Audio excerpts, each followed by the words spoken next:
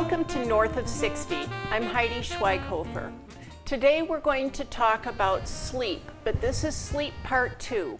Dr. Lawrence Saltis is with me again today because frankly I didn't get all of the questions answered that I had the very first time.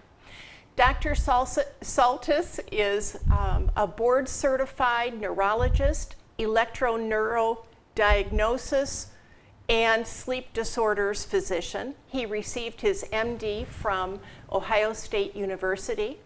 He's on the board at Western Reserve Hospital and also has an office with the Unity Health Network in Akron. All right, Dr. Saltis, we're here again. I hope I don't keep calling you Salsis. We talked about what causes sleep problems as we age. We don't have to repeat all of that. Okay. But there's a couple of things that I really want to focus on. And again, this is something I've experienced. I know my husband does because I can feel the bed moving. And it is restless leg syndrome, or you called it something else. You know, periodic movement disorder is what happens at night and is a correlate with, I guess we should really call it restless limb syndrome of all things, because some people have one arm or both arms as their manifestation of the restlessness that we're talking about. So I guess I should be more accurate when I say that in that manner. But restless limb syndrome occurs in a maddening way for some people, starting soon after supper or earlier, and can bother one right up to the time of trying to go to sleep and keep you up at night. It's for some people, it's a very, very disturbing problem. And what's really nice about it is after a workup, the things we do when we look at a patient like yourself or other people that are afflicted are some aspects of their neurologic examination to see if they have any potential cause that's treatable or should be treated primarily. And those things include things like peripheral neuropathy, bone and joint problems, etc. Arthritis? Absolutely, yes. Sensory disturbance seems to be the basic cause of this. We call the restless limb syndrome a sensory motor disturbance. That is, one seems to have a sensation that precipitates the muscular activity, which then builds upon itself. There can be other interesting things that happen, particularly in young women. There can be iron deficiency as a cause, or other hypovitaminoses. We look for things like B12 problems, etc. Certainly, it's very treatable. It's very, very common. There are some groups of people, I think it's about 15% or 20% or so, who are people who are born with the tendency. They have a very strong description through their lineage of grandma had it, dad had it, my sisters have it, now I have it, that sort of thing. It can also be a primary disorder, that is, a secondary disorder, as I've talked about the other disease processes that can cause it. So there's a primary form, the heredofamilial form, and a secondary form due to acquired disorders. Like diabetes and that causing a neuropathy. Absolutely, yeah. So I don't have it every night. I hate it when I have it because the feeling is terrible. I don't have it before I go to bed. I usually wake up when I have it. Do drugs like Tylenol PM or Advil PM or one of the PMs, do they encourage that kind of restless leg syndrome? And they may. I've wondered that. It seems like when I have taken one of those, I wake up with it. Yes, there's no doubt that some of the antihistaminic effect can promote the problem in some people. The pain relief part of the medication somebody takes help them get to sleep maybe with it, but then you wake up later and have it again.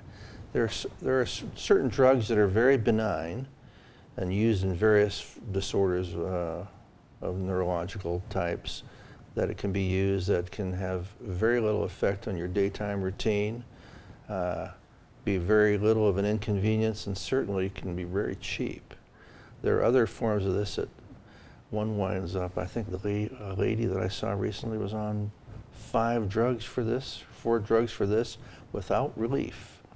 And Oh my gosh. but there are some very, very good medications that are controlled substances that are also very safe when used prudently that can relieve the disorder. That don't cause long-term addiction or any of that None. sort of thing. None. You mentioned, so what I do is get up and walk downstairs and turn on the light. Yes, I know.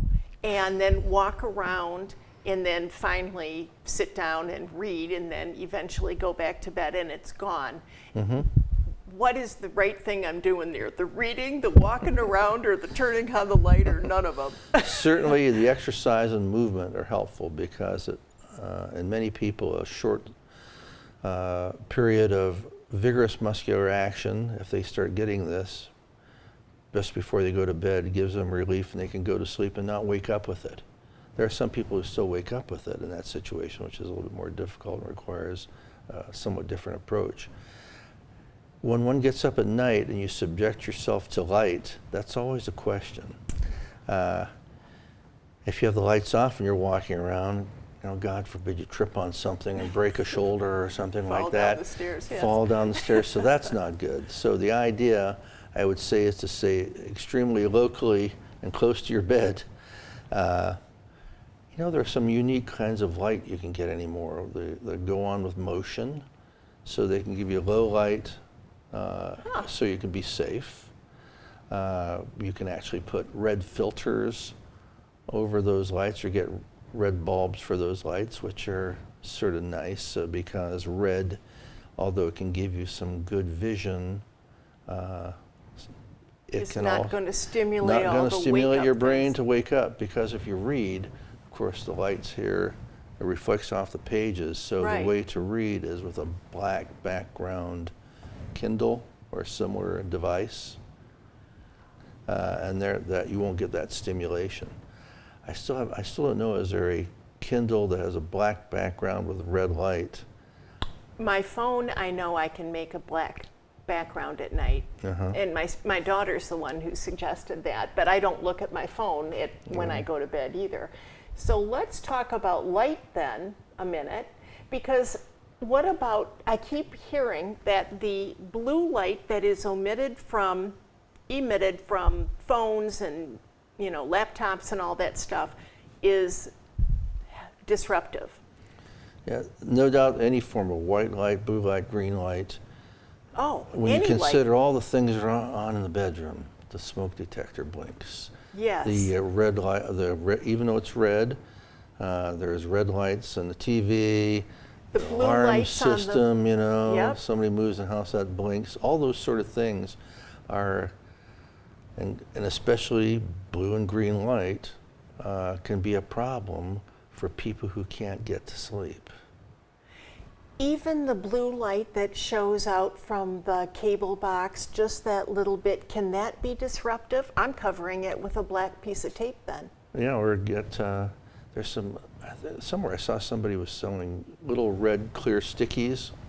I've thought about putting those all around, because now, you know, you get into a thought process without being able to get to sleep that Yep. becomes sometimes a major part of the problem, because I'll be thinking, oh darn it, I drank a cup of coffee at 10.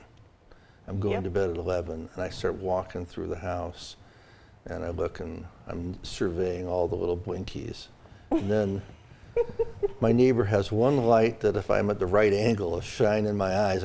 Oh God, why don't we get a blind to block that? You know? And Isn't then this true? why do we have the carriage lights next to the house on, or don't have the shutters down? Those sort of things become part of the whole difficulty of getting to sleep. And so things like cognitive behavioral therapy, That's what, yes. CBT, there are some nice programs on YouTube, on the web that you can get from the National Sleep Foundation or American Sleep Disorders Association, who have some relatively learned observations about how to deal with some of those things. No kidding. Sure. I thought you had to see a therapist for that. So maybe Well, you can it's- try this first. You the could try that. YouTube approach. I do, because sleep therapists I found are wonderful people. People who have had 25 years of insomnia, if I can find a sleep therapist who can see the patient and work them in, never comes back to me because they're fixed. You know, Good. they've learned about all the difficulties they create for themselves by their sleep Yes. hygiene and Oh. pre-sleep behaviors, and can get over the difficulty by that kind of counseling. Lots of times there are some people who are tough and have to go back, and so there's recurrent visits, but for the most part they do a wonderful job. But finding one in our area is very difficult, and of course some insurances don't believe in pay that. for it. They That's say right. go ahead and give the patient Ambien or something like Yes, that. that which is true. That happened to a friend of mine. Yeah, miserable advice from. And then he couldn't sleep without Ambien after That's a right. period of a month. And then That's he right. got nervous because he couldn't sleep without the Ambien. So then, I mean, it was just this awful wheel. That he had. Oh, it is, and that people get on that merry-go-round. Yeah. And it's tough to get off.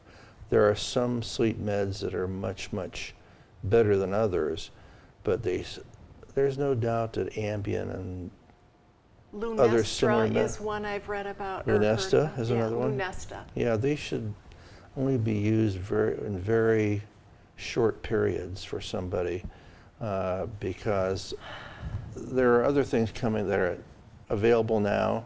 Of course, they're more expensive because they're still not generic, but there's going to be other forms of those medicines becoming available that we can use. That aren't as Not addicting. not behaviorally dependency creating. Yeah, Yeah, that's okay, right. Yeah. okay. There are some people who have abused in huge amounts things like Ambien and Lunesta, getting them from various sources, who create a real problem for themselves. But usually, with appropriate counseling and cognitive therapies and appropriate medications and alteration of their sleep period at times, one of the first parts of the armamentarium is to shorten one's time in bed. There are an enormous number of people who go to bed at 8 o'clock and get up at 7 in the morning Oh, God. and wonder why they wake up all night long. Well, they've reduced their sleep efficiency doing that, and they just don't need that much sleep. And you throw in How much do people 60 and over need? And what about an 80-year-old? I mean, how does that differ? I guess it depends on how good your sleep is. If you're having good, normal sleep, don't have some untreated disorder, you can get along very nicely on 7.5 hours. Okay. There are some people who need a little bit more, long sleep period type people, and there are some people who may need a little bit less. Depends on how much caffeine they drink, what their daily activities are, if they're getting out and getting in natural light during the course of the day. Moving. Moving, Yeah, yes. I'm a big exercise advocate. Yeah, it's very important to get in, if you can, to get in those 10,000 steps a day. Yep. And if you're somewhat disabled, do something else. Get up early, go to the natatorium, swim, go to an exercise gym where you can, in a nice controlled environment with help, be taught things you can do to keep moving. Yep. I couldn't agree with you more. For people, okay, 2 questions. I'm sorry. For people who have heart disease, lung disease, diabetes, I know they're on usually more than one medication, because there's also that sort of trifecta thing that happens Sure. with heart and metabolic. Anyway, do the medications that we take, can they be in and of themselves? Let's say we have great hygiene, sleep hygiene. Right. We do our 30 minutes of exercise every day, but we still can't sleep, and we're also a heart disease or lung disease patient. Do the medications that they take influence sleep? Well, certainly there some of the medications in both cases can either stimulate you, that is, when you think about a lot of the things for asthma, etc., they have a Oh, stimulant sure. effect. Medicines that improve your ability for your heart to tolerate exercise, etc., can reduce normal sleep cycling at night, make sleep lighter, and you don't get into slow wave sleep as good as you should, and so it disrupts the whole cycle of sleep. So yes, there's definitely contributors, and it can be challenging, but usually we can work around with certain aspects of involving exercise at the appropriate times, Okay. such as getting people to maybe, if they're having trouble going to sleep at night, exercise earlier in the day. Yes, not in the evening. Right. I've noticed that too. And if you have trouble going to sleep at night, boy, all you have to do is exercise hard in the evening, and you'll push it's called the temperature curve, which is involved in the circadian rhythm of sleep, gets maladjusted, and then you really can create a problem for yourself. So, yes.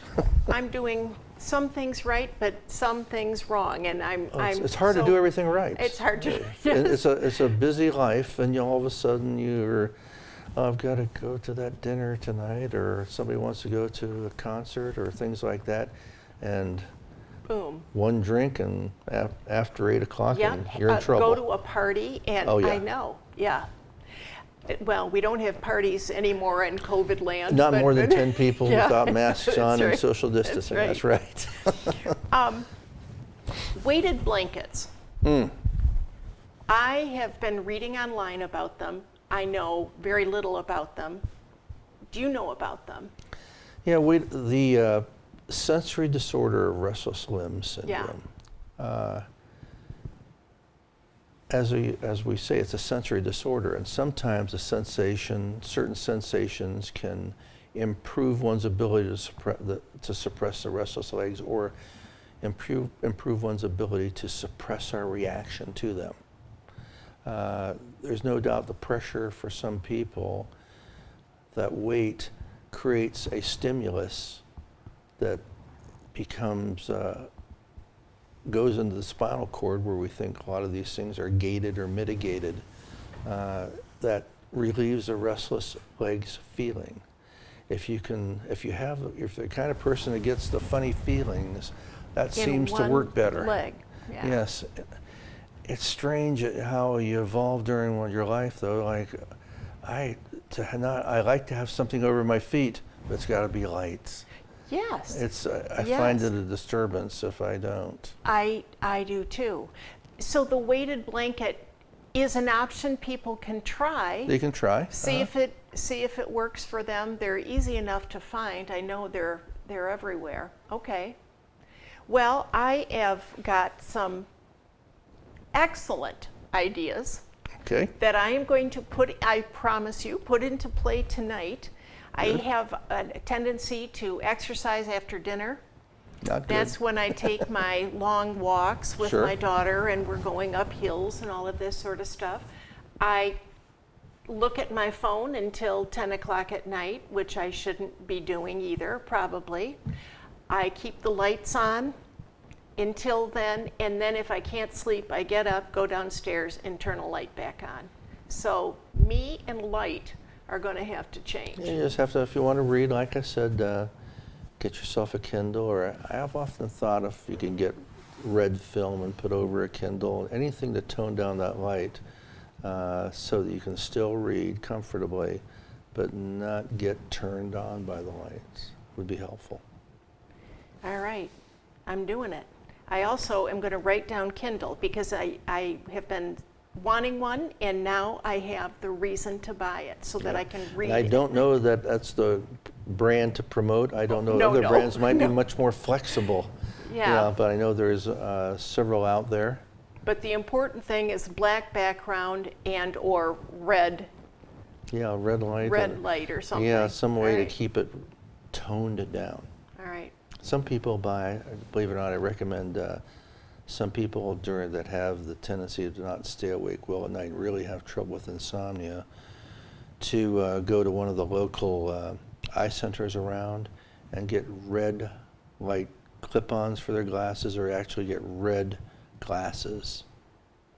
It's To wear at night? to wear in the evening, so when you're doing things, it just blocks out all those things that are going on, and then Oh my gosh. so I get some nice reviews about those sort of things, using those things, and they're available and tuned to the appropriate frequency of red that really makes you able to function, but keeps you from becoming alerted by light. Can you watch television with them on? And Sure. Normal, well, what do you know? Sure.